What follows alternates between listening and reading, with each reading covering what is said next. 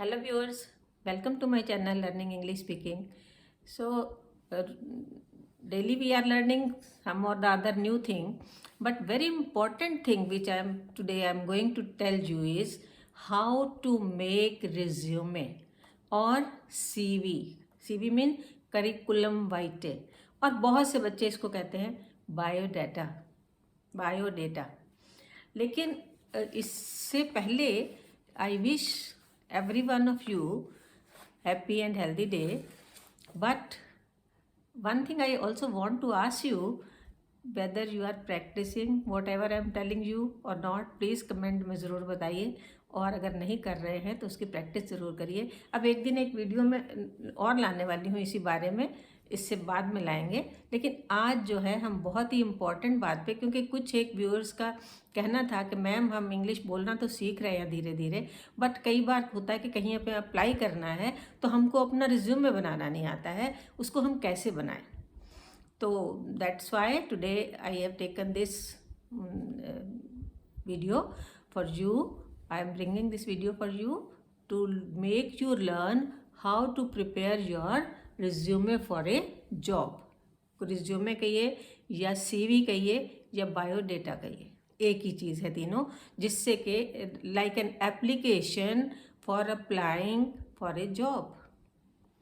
तो application to apply for a job is called this resume. आपने कैसे application में पूरा होता है टू द ये वो उसको लिखा फिर नो, रिज्यूमे एक आपका बिल्कुल टू द पॉइंट होता है, ताकि आप जब अपना रिज्यूमे किसी के सामने रखें तो इमीडिएटली उनको समझ में आ जाए कि इस बच्चे के अंदर क्या क्या चीज़ें हैं which we want for our company और नॉट। आपने देखा होगा लाखों एप्लीकेशंस आते हैं, लेकिन उसमें से बहुत से रिजेक्ट हो जाती हैं। तो रिज्यूमे आपका ऐसा होना चाहिए which should attract the employers mind, the employers eye to call you for the interview.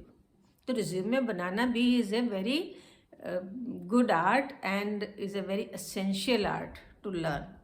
Resume बनाना भी कोई बहुत आसान चीज़ नहीं है। तो आज हम आपको ज़रूर बताएंगे कि आप अपना रिज्यूमे बनाते समय किन चीज़ों का ध्यान रखें, ताकि जहां आप अपनी जॉब के लिए अप्लाई करें आपको वहां से इंटरव्यू कॉल ज़रूर आए, आपका एप्लीकेशन रिजेक्ट ना हो कहीं पे।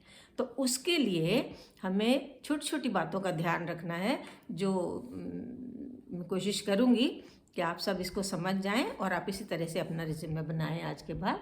तो क्या है, learn to prepare your resume या सीवी या बायोडेटा। मैंने लिखा नहीं है, जो भी आप कई बच्चे बायोडेटा बोल देते हैं, जो अभी बहुत ज़्यादा इंग्लिश में आगे नहीं बढ़े हैं, कोई बात नहीं, लेकिन अब आज से आप इसको देख सकेंगे और बना सकेंगे।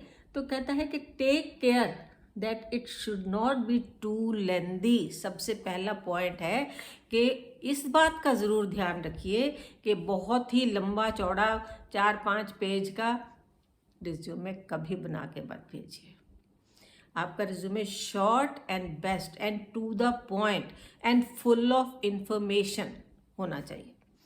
तो उसके लिए वो कहता है it should be clear and to the point. एक तो बिल्कुल क्लियर होना चाहिए, क्रिस्टल क्लियर लिखा, एक नज़र देखा और समझ में आ गया कि yes this is right, this is the right choice for our company, we can call him और her for the interview. So resume आपका आई कैचिंग होना चाहिए, जिसको देखते ही एक नज़र में सब समझ आ जाए कि आपके अंदर क्या अच्छी बात है, क्या आप करना चाहते हैं, क्या आपके ऑब्जेक्टिव्स हैं, क्या आपकी क्वालिफिकेशन है। तो इन सब चीज़ों को ध्यान में रखते हुए आज हम सीखते हैं कि रिज्यूमे कैसे बनाना है। सबसे पहले जब आप शुरू करते हैं अपना रिज्यूमे बनाना, तो आप जहाँ मैंने रिज्यूमे लिखा है इस जगह पे भी आप बोल्ड लेटर्स में अपना नाम पूरा लिख सकते हैं। आप साइड में भी लिख सकते हैं नेम इन बोल्ड लेटर्स, जो भी आपका नाम है हमेशा बड़े अक्षरों कैपिटल लेटर्स में लिखिए। कैपिटल और स्मॉल लेटर्स तो आपको इंग्लिश के पता ही हैं, तो हमेशा बोल्ड लेटर्स उन्हीं को कहते हैं, कैपिटल लेटर्स को, बड़ी ABCD जो होती है।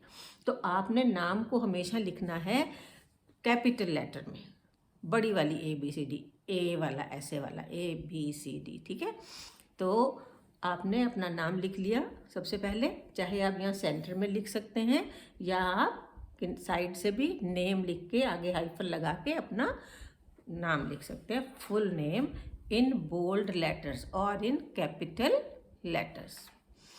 उसके बाद आप लिखेंगे ईमेल या अपनी आईडी जिसे आप कहते हैं, आपकी ईमेल या आईडी जो भी आपकी है abc@gmail.com, आपने जो भी अपनी ईमेल आईडी बना रखी है उसको आप यहाँ लिख देंगे। उसके बाद आप तीसरी चीज़ लिखेंगे मोबाइल नंबर। आपका इमीडिएट आपका पूरा डिटेल सामने आ जाना चाहिए कि आपका नाम, आपकी ईमेल आईडी, आपका मोबाइल नंबर। अगर वो आपको कॉल करना चाहें या मैसेज भेजना चाहें तो उनको कहीं ढूंढना ना पड़े, भाई इनका मोबाइल नंबर कहाँ लिखा हुआ है या इनकी ईमेल आईडी कहाँ है जो इनको मेल किया जाए। बिल्कुल सामने होना चाहिए ताकि एम्प्लॉयर को कहीं भी कोई मुशक्क़त ना करनी पड़े आपका कोई चीज़ ढूंढने के लिए। तो जैसे ही आपने अपना नाम लिखा, ईमेल आईडी लिखी, मोबाइल नंबर भी साफ साफ लिखिए और सही अक्षरों में, सही वर्ड्स में लिखिए, ठीक है। उसके बाद आपका आ जाता है एड्रेस। तो अब आप अपना एड्रेस पूरा, आपका हाउस नंबर, आपका गली मोहल्ला, आपका शहर, आपका डिस्ट्रिक्ट जो भी है उसको आप यहाँ पे एड्रेस लिख दीजिए। And it should B very clear and without any mistake, इस बात को याद रखिएगा। तो जब आपने एड्रेस लिख लिया तो ये तो हो गया आपके बारे में, उनको पता लग गया भाई ये सो एंड सो है, इसकी ये ईमेल आईडी है, ये इसका मोबाइल नंबर है और ये इनका एड्रेस है। एड्रेस से पता लग गया कि ये यहाँ का रहने वाला, भाई लखनऊ का है, दिल्ली का है, मुंबई का है, कलकत्ता का है, कहाँ का रहने वाला है बच्चा, तो ये सब आपको मालूम हो गया। अब जो सेकेंड चीज़ हमारी आती है, सबसे इम्पॉर्टेंट चीज़ आती है, वो आती है कैरियर ऑब्जेक्टिव्स। अब कैरियर ऑब्जेक्टिव्स में कई बच्चे बड़े कंफ्यूज हो जाते हैं, भाई कैरियर ऑब्जेक्टिव्स में हम आप क्या लिखेंगे। आप जब एडवर्टीजमेंट पढ़ते हैं, किस जॉब के लिए आप अप्लाई कर रहे हैं, तो आप देखते हैं कि क्या ये हमारे लायक है, क्या हम इसके बारे में कुछ जानते हैं या इससे रिलेटेड कोई स्किल हमारे पास है, तभी तो आप अप्लाई करते हैं। आप देखते हैं कि भाई उसमें तो मांग लिया है MA पास और मैं तो अभी BA भी नहीं कंप्लीट मैंने किया है, तो आपको सोचना पड़ जाता है। तो वो तो क्वालिफिकेशन, लेकिन ये एक स्किल, आपने क्या क्या आप, और फिर आपके ऑब्जेक्टिव्स हैं क्या, आप ये जॉब करके क्या कर रहे हैं। अगर आप सब चीज़ फुलफिल कर रहे हैं जो उन्होंने मांगा है, तो उसके बाद आप अपनी उस जॉब में क्या करना चाहते हैं, आपका ऑब्जेक्टिव क्या है उस जॉब को लेने का। आपने सब चीज़ फुलफिल कर ली, लेकिन आपका कोई ऑब्जेक्टिव भी तो, भाई मैं वहाँ जाऊँगा तो मैं क्या करूँगा, भाई मैं अपनी स्किल्स को अपडेट करूँगा, या मैं अपने लिए आगे का कैरियर देखूँगा, या मैं कंपनी की ग्रोथ में थोड़ा हेल्पफुल हो जाऊँगा। तो उसके लिए भी आपको जो है, जब आप उसको कैरियर ऑब्जेक्टिव लिखने जाते हैं, वो भी बहुत लंबा चौड़ा नहीं लिखना है। It should only be written in 2 or 3 lines. To be very clear, career objective को भी आपके पास बहुत सारे होंगे ऑब्जेक्टिव्स, हो सकता है भाई मैं ये कर दूंगा कंपनी के लिए, मैं ये कर दूंगा, मैं अपने स्किल्स को एनहांस करूंगा, मैं जो मेरे अंडर एम्प्लॉयज़ मेरे साथी होंगे उनके साथ मेरे ये बिहेवियर। नो, 2-3 लाइन्स में जो आपका मेन ऑब्जेक्टिव है, तो उसमें आप क्या कह सकते हैं कि इसमें आपको अपने गोल्स मेंशन करने हैं। सिर्फ आपने गोल्स मेंशन करने हैं, आपके ऑब्जेक्टिव्स क्या हैं, आप कौन सा गोल अचीव करना चाहते हैं उसके साथ। जैसे टू गेट एन अपॉर्चुनिटी, इसमें आप लिख सकते हैं कैरियर ऑब्जेक्टिव में कि to get an opportunity where I can make the best of my potential, या where I can make contribution to the growth of the company या ऑर्गेनाइजेशन। ज़रूरी नहीं किसी कंपनी में, किसी ऑर्गेनाइजेशन में भी आप काम करने जा सकते हैं। तो आप लिख सकते हैं to make the best of my contribution to the growth of organisation और कंपनी। और फिर या आप लिख सकते हैं कि if you are seeking a role in MNC, तो आप कह सकते हैं where I can upgrade my skills. अगर आप MNC में जाना चाहते हैं तो आपका ऑब्जेक्टिव में आप लिख सकते हो कि I want to join this MNC so that I can upgrade my skills. या फिर आप लिख सकते हो looking for a responsible role. आपका ऑब्जेक्टिव क्या है कि आप एक रिस्पॉन्सिबल रोल लेना चाहते हो ताकि आप आगे बढ़ सको, तो आप इस तरह के छोटे छोटे ऑब्जेक्टिव्स, मैंने आपको 3-4 एग्जांपल्स दिए हैं, इस तरह से आप अपने ऑब्जेक्टिव्स लिख सकते हो, but it should not exceed 2 to 3 line. जो आपका मेन ऑब्जेक्टिव इन सब में से है कि मैं कंपनी के लिए ये कर दूंगा, या मैं अपना करियर बनाना चाहता हूँ, या मैं अपने स्किल को एनहांस करना चाहता हूँ, या मैं अपने पोटेंशियल को बढ़ाना चाहता हूँ, तो कुछ जो आपका मेन इसमें से आता है ऑब्जेक्टिव, जिसके लिए आप रियली चाहते हैं कि ऐसा हो, सिर्फ उसी को वहाँ पे लिखिएगा। 2-3 लाइन से ज़्यादा बिल्कुल भी नहीं। उसके बाद अब हमारा आ जाता है करियर ऑब्जेक्टिव्स के बाद। करियर ऑब्जेक्टिव्स में कई बच्चे कंफ्यूज करते हैं कि इसमें हमें क्या लिखना है, तो मैंने आज आपको बता दिया कि आपका करियर का ऑब्जेक्टिव क्या है। इस जॉब को लेने के पीछे आपका ऑब्जेक्टिव क्या, आप क्या चाहते हैं, अपने आप को आगे बढ़ाना चाहते हैं, या आगे बेस्ट जॉब लेना चाहते हैं, या सुपरविजन का जॉब लेना चाहते हैं, या आप एक रिस्पॉन्सिबल रोल करना चाहते हैं, या अपने स्किल्स को बढ़ाना चाहते हैं। ये वाले होते हैं करियर ऑब्जेक्टिव्स। उसके बाद हम आ जाते हैं टेक्निकल प्रोफिशिएंसी।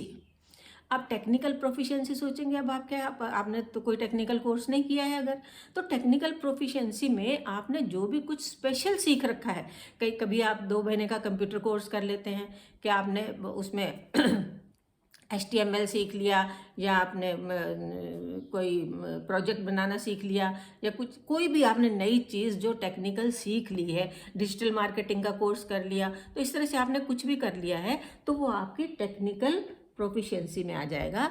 उसको भी आप बड़ा क्लियर, और जो आपका सबसे अच्छी टेक्निकल प्रोफिशिएंसी है, और जो जिस जॉब के लिए अप्लाई कर सकते हैं उसके साथ मैच करती हो, उसको उसमें लिख दीजिए कि ये मेरे अंदर टेक्निकल प्रोफिशिएंसी भी है, मैं ये भी सब जानता हूँ, मैं कर सकता हूँ। हाँ, एक मेन चीज़ हम आपको बताना भूल गए, जब भी आप कैरियर ऑब्जेक्टिव लिखें या टेक्निकल प्रोफिशिएंसी लिखें, आई और मी का यूज़ नहीं करना है। I can do this, I can do this, it is very easy for me, no, इस तरह से आपने कभी नहीं लिखना है। जैसे आपने लिख देना है कि I coordinated for information management, no, खाली लिखिए coordinated for information management, या coordinated for समथिंग एल्स, जो भी आपने किया हो। आई और मी का यूज़ बिल्कुल ना करिए जब आप अपना रिज्यूमे बनाएं, जिस समय आप अपना कैरियर ऑब्जेक्टिव लिखें, ठीक है। फिर उसके बाद आ जाता है आपका एजुकेशनल क्वालिफिकेशन। ये तो जितना आपके पास है आपने वही लिखना है, इसमें कोई नई चीज़ तो ऐड नहीं करनी है। लेकिन क्या इसमें ये नहीं कि शुरू कर दें आपके हाई स्कूल, फिर 12th, फिर BA, फिर आप ऊपर से शुरू करिए। आपके पास जो हायर एज सबसे क्वालिफिकेशन है, सबसे पहले उसे लिखिए।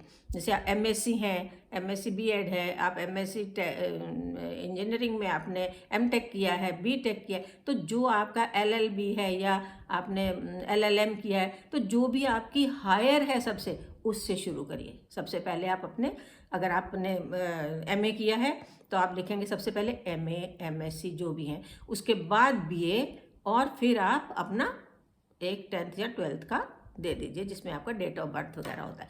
बाकी सारे छोटे क्वालिफिकेशन लिखने की ज़रूरत नहीं होती है। अपनी हायर एजुकेशन से शुरू करके तब नीचे की तरफ आइए। इतनी बात क्लियर हो गई? आई think it is very clear. Video लंबा ज़रूर हो रहा है, पर बेटा आपके बहुत काम आने वाला है, तो इसको बड़े ध्यान से सुनिएगा और ध्यान से करिएगा। इसके बाद हमारा जब आ जाता है, इसके बाद आता है प्रोजेक्ट वर्क। हाँ, ये भी बहुत ज़रूरी है। अब वहाँ पे ही हमारा क्या था, कैरियर ऑब्जेक्टिव। अब यहाँ पे आता है प्रोजेक्ट वर्क। अब वो कहते हैं कि आपने कोई प्रोजेक्ट कर रखा है, आपने कहीं कुछ सीखा है कोई प्रोजेक्ट करके, तो प्रोजेक्ट वर्क में जो है, अब आप सोचेंगे मैंने तो कोई प्रोजेक्ट नहीं किया, लेकिन नहीं किया होगा ज़रूर। पढ़ते हैं तो आप कई सब्जेक्ट आप कैसे में केस स्टडी करते हैं, केस स्टडी को लिख सकते हो आप प्रोजेक्ट वर्क में अपने। फिर आपने किसी समय जो है कहीं इंटर्नशिप किया है 1-2 महीने के लिए, उसको भी लिख सकते हो उस प्रोजेक्ट में कि मैंने ये किया है। फिर कहीं आपने कोई इन सर्विस कोर्स किया है 1-2 महीने के लिए, तो इस तरह के जो छोटे छोटे आपने काम किए हैं उसको आप अपने इस प्रोजेक्ट वर्क में लिख सकते। या आपने कोई और पर्सनल अपना प्रोजेक्ट लिया है, भाई आपने प्रोजेक्ट लिया है कि मैं I am teaching the weak students of the slums, या मैं I help the old age people, I use to go to the vriddhashram to serve the people. तो इस तरह आपने अगर कोई प्रोजेक्ट ले रखे हैं तो वो प्रोजेक्ट आप कर सकते हैं। और I arranged water, drinking water in the summer for the people. तो आप मतलब कोई भी प्रोजेक्ट आपने किसी तरह का, छोटे से लेके बड़े तक का भी आपने कोई ऐसा प्रोजेक्ट, ऐसा काम अगर लिया है तो वो यहाँ पे आपको लिखना है। तो it is very different from career objective, project work is different.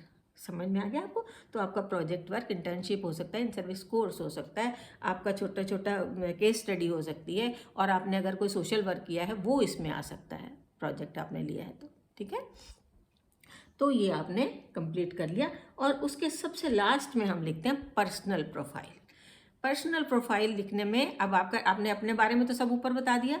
Personal profile में अब आप लिखेंगे अपने फादर का नेम, फादर्स नेम, फिर अपनी डेट ऑफ बर्थ, फिर जेंडर, आप मेल हैं फीमेल हैं, फिर लैंग्वेज नोन, आपको कौन कौन सी भाषा आती है, हिंदी, अंग्रेज़ी, उर्दू, पंजाबी, जो भी आपको लैंग्वेज आती है वो आप लिखेंगे। उसके बाद रिलीजन, रिलीजन भी आप अपना लिखेंगे, आप हिंदू हैं, मुस्लिम हैं, ईसाई हैं, क्रिश्चियन हैं, जो भी हैं, सिख हैं।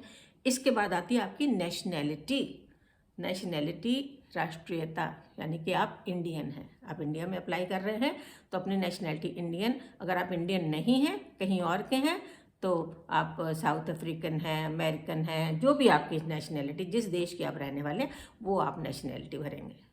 तो I think it is very clear to everyone. Resume बनाने के लिए एक बार इसका रिकैप देख लेते हैं।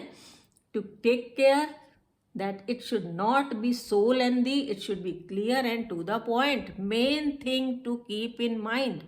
Then first of all you have to write name in bold letters, then email ID, then mobile number, then your address, home address है। अगर आपका अगर कोई पोस्ट मंगाने के लिए कोई और आपने एड्रेस आपके पास दूसरा है तो आप उसे भी लिख सकते हो। परमानेंट एड्रेस अपना देना चाहिए, या आपको जहाँ रहते हैं, जहाँ आपको चाहिए कि आपके पास इंटरव्यू लेटर वगैरह आए, वो एड्रेस आपको यहाँ पे देना है।